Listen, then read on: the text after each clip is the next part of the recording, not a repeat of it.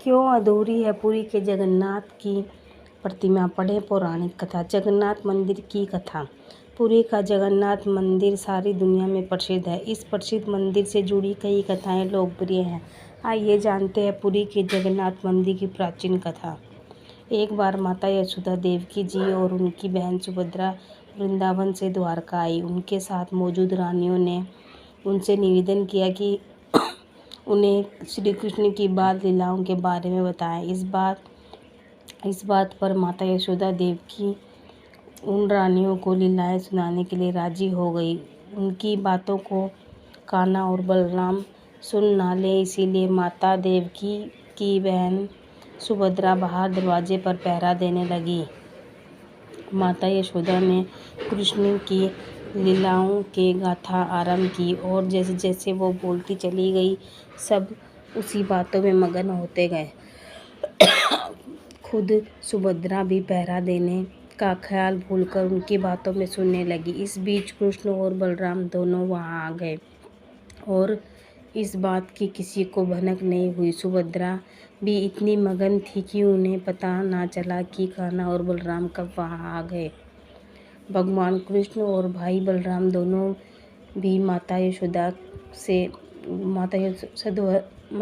यशोदा के मुख से अपनी लीलाओं को सुनने लगे। अपनी शैतानियाँ और क्रियाओं को सुनते सुनते बाल खड़े हो गए। आश्चर्य की वजह से आंखें बड़ी हो गई, मुंह खुला रह गया।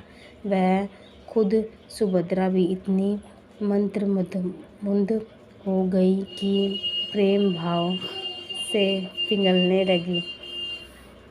यही कारण है कि जगन्नाथ मंदिर में उनका कद सबसे छोटा है।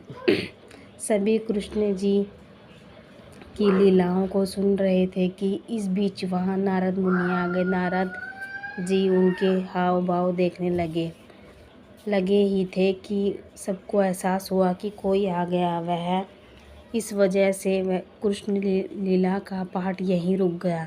नारद जी ने कृष्ण जी के उस मन को मोह लेने वाले अवतार देखकर कहा कि वाह प्रभु, आप इतने सुंदर लग रहे हैं, आप इस रूप में अवतार कब लेंगे? उस वक्त कृष्ण जी ने कहा कि वह कलयुग में ऐसा अवतार लेंगे।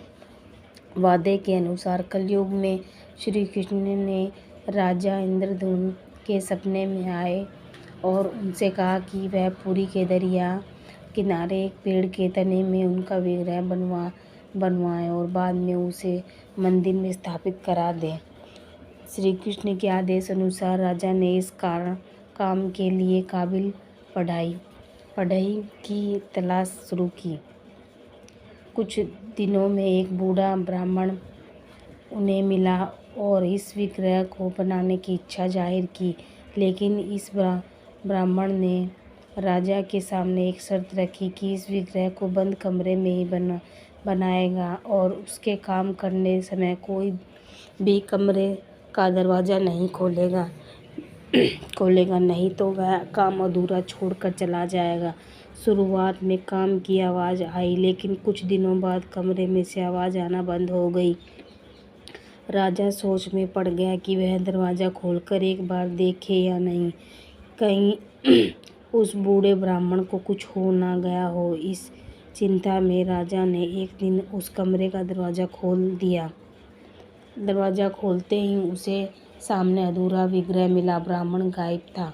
तब उसे एहसास हुआ कि ब्राह्मण और कोई नहीं बल्कि खुद विश्वकर्मा थे। शर्त के खिलाफ जाकर दरवाज़ा खोलने से वह चले गए। उस वक्त नारद मुनि पधारे और उन्होंने राजा से कहा कि जिस प्रकार भगवान ने अपने से आकर इस विग्रह को बनाने की बात कही है, ठीक उसी प्रकार इसे अधूरा रखने के लिए भी द्वार खुलवा दिया। राजा ने उस अधूरी मूर्तों को ही मंदिर में स्थापित करवा दिया। यही कारण है कि जगन्नाथपुरी के मंदिर में कोई पत्थर या फिर अन्य धातु की मूर्तियां नहीं है, बल्कि पेड़ के तने को इस्तेमाल करके बनाई गई मूर्ति की पूजा की जाती है।